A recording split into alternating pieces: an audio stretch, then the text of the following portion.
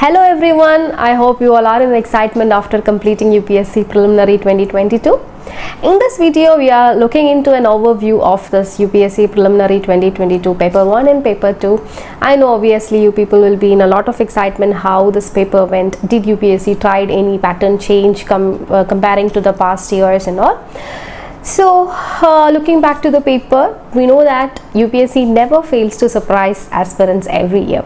So we can, while looking into the paper of General Studies, Paper 1, we can see that UPSC have never deviated from the syllabus, but the style of questions or the number of questions that have been from history, polity, geography, science and tech, environment, all have some slight variations in its numbers, the type of options, the patterns of options given in this year. All there are some kind of experiments we can see, but it's quite interesting to look into it again.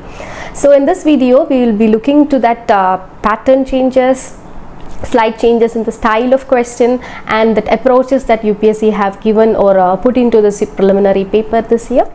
Getting into an overview of Paper 1, that is General Studies.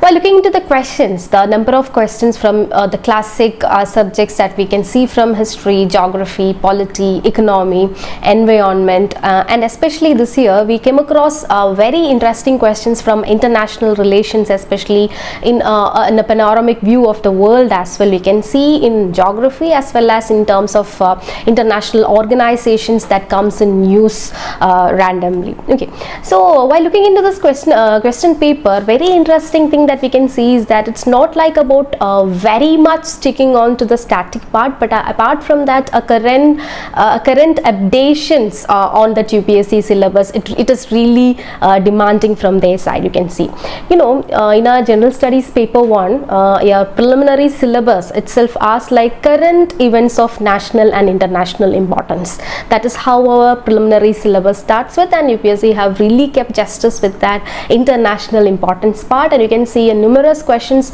around 10 or 10 plus questions from IR part, and also in geographical questions. When the questions come from geography, you can see that the places in news that across the world, locations, countries are all being asked, and particularly the way how that question options are being set is also very interesting. That happens to be a very brand new thing in UPSC's preliminary pattern. You might have seen that, like from that match the following part and all, how many pairs are right. See, one pair, two pair, none of the pairs, all of the pairs, and also. So it demands that much accuracy was needed regarding cracking that content as well.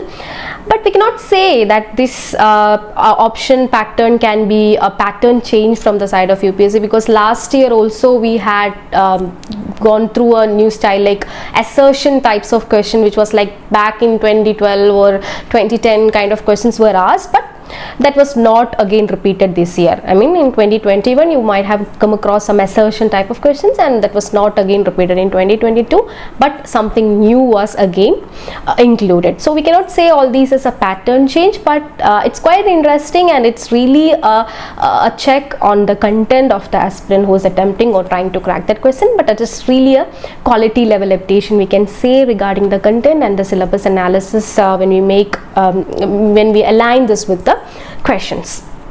Then another one from preliminary paper that is quite embarrassing is the questions from history part. History happens to be very pure and very static, and it's like some questions that a serious aspirant definitely can crack with. So we have very good standard books for history, we come across NCERTs and all, but for past few years the standard of questions from history is going to be in very depth, and that again repeated this year. We have around like 15-16 questions from history altogether, and among that 15-16 questions, the number of questions from ancient India part was very much, you can see like some 7 to 8 questions from ancient India, and that was like quite like from very depth or a very clear cut and understanding of ancient Indian history is demanded in that questions. And very interestingly, some questions are like connected with current affairs as well. There was like a questions regarding the Ramanuja philosophy, which was based on that statue installed in Hyderabad by our Prime Minister, and also there was one question regarding Somanath temple. in Gujarat. So that was like a very in-depth analysis of such kind of current affairs is also being demanded by UPSC, and this is like a kind of notification for aspirants that please do go in depth with your current affairs. The understanding should be super clear with that. So quoting the Ramanuja statue, and they have asked for the Ramanuja philosophy, and I hope that if someone have went through it in the Bhakti literature or Bhakti movement part, they can easily crack that question as well. So definitely we cannot say that UPSC is deviating from the syllabus. It is very much aligned to the syllabus, but the style of questions is really interesting and it's kind of challenging to the aspirants as well. And in history part again, medieval India also we got some very few questions, 3 to 4 questions this year, and surprising it was that number of questions from modern India, again it was like some 3 to 4.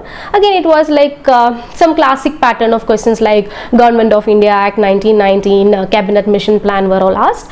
So that cannot be considered as a challenging one. That is UPSC is still getting aligned with the syllabus a lot. And I must say that the method of using the content or the facts, or how you align the facts while your preparation, is really being tested in our preliminary examination, and that's very clear in our examination paper this time. And coming to the another very static area, usually we come across, or a serious aspirant very quickly crack the number of questions from polity. And you know that polity and governance happens to be a very clear area mentioned in our syllabus, and this time UPSC classic pattern from fundamental rights, fundamental duties, DPS space preamble were not asked, but there were some standard questions from like around some 9 questions from polity part as well, but it's not like some very toughest part. It was like about writs were asked, like regarding the mandamus, quo warranto were asked. Then the role of deputy speaker was asked, and all that happens to be some very routine things that a serious aspirant obviously will go through in the static preparation part. So polity happens to be a piece of cake again this time. And looking into the next major area when it comes to general studies paper is obviously from the economy part. So Indian economy part was very well addressed this year. Again, as usual, it is like some 15 to 16 questions were asked.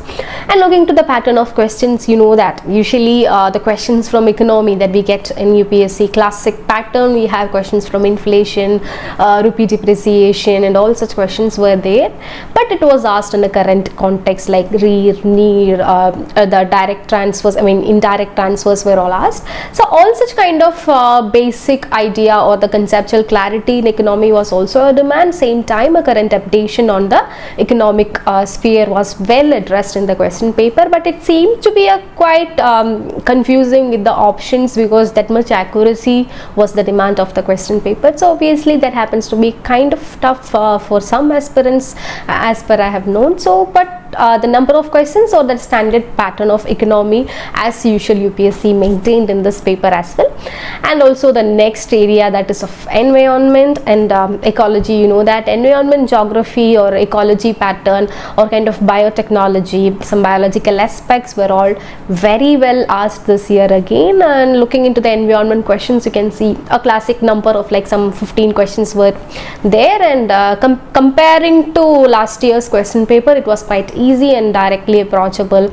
See, like that, given a list of species and asked that which among is not a bird, or asked about a fungus. So there was a question on a fungus that is Gucci, which is kind of a mushroom we can see in Himalaya. So all that happens to be some very current happenings, or an aspirant who very easily goes through the current affairs itself can get through such questions. And that was really kind of what kind of instinct that UPSC gives us, like please look around and find answers. There were some there was a questions regarding polyethylene, some funguses, or there was like among the species which gives the like fungus. So like that, such questions giving an instinct that please look around and find the answer. So that happens to be very genuine and very realistic pattern of question, and it gives an idea, it gives an insight for us that we couldn't just get confined to some standard textbook, or like couldn't go randomly mugging up the static. Instead, just come out,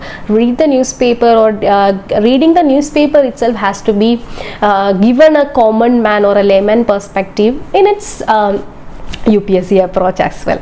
So this is the overall idea of number of questions from different subjects. So looking to this paper, the toughest area or the toughest number of questions happens to be from history part, that is some ancient India. Culture, we got some one question only, but the ancient India part or the medieval India part questions happens to be some kind of a toughest range of questions. But looking to economy, polity, geography, all those were like some questions or the concepts or the incident that happened really around us in the past 2 years. So we cannot say that these questions are like extremely tough or it's not crackable, but it demands so much of logic and understanding, and UPSC really incite us to look around to find these answers as well. So at the end, regarding paper one insight that aspirants get is that in your preparation, what you have to put forward, or what is your way forward in your preparation, is that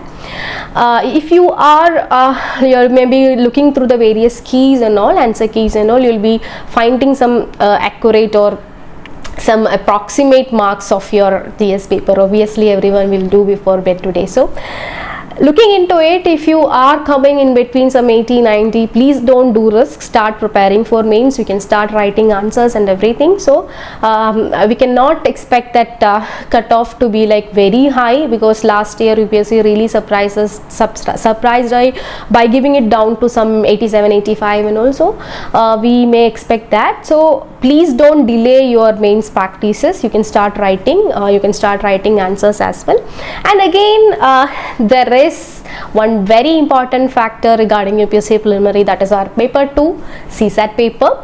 So CSAT happens to be in last year also, in 2020 prelims also, that was really a crisis for at least some of the aspirants, that they got very good score in paper 1, or they passed the cutoff in paper 1, and that they couldn't get through that 33% in paper 2 of CSAT.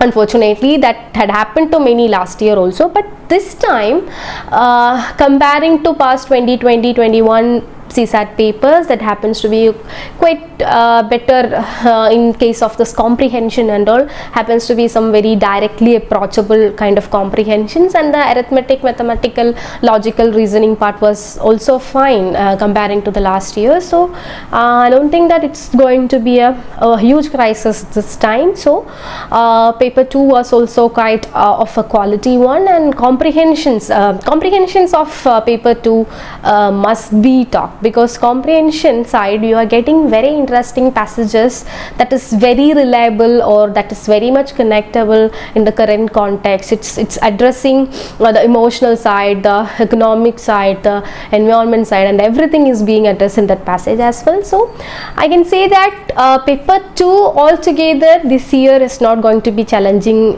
compared to last year's. Maybe the type of questions are kind of moderate ones, so I don't think that CSAT may be not putting down many of the people this time. And obviously if you are coming across like some 80 marks around in GS1 in your rough calculation, please go start your mains answer writing practices.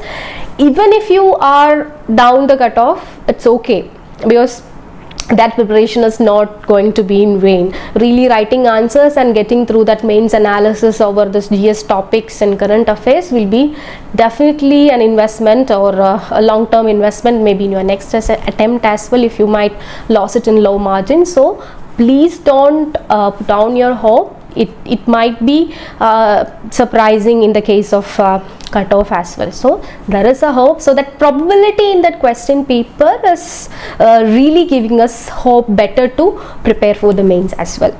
Yes, so that was a quick overview of preliminary examination 2022 of UPSC. So now we will be coming up with like a detailed overview or detailed explanation of preliminary paper 1 and 2, and again now it's your turn. So people who are worried about your cutoff, or you are like worried like I couldn't give my best into this, or my expectations and the options given in the paper was not like that, my probability and my guesses went wrong, please do reset and restart. It's like a one-time investment that you have already given with your content, and there is some kind of polishing needed there. and the others who are expecting like better marks, please do start writing as well. So both of you, we promise that ClearIAS will be a long year path. See you soon.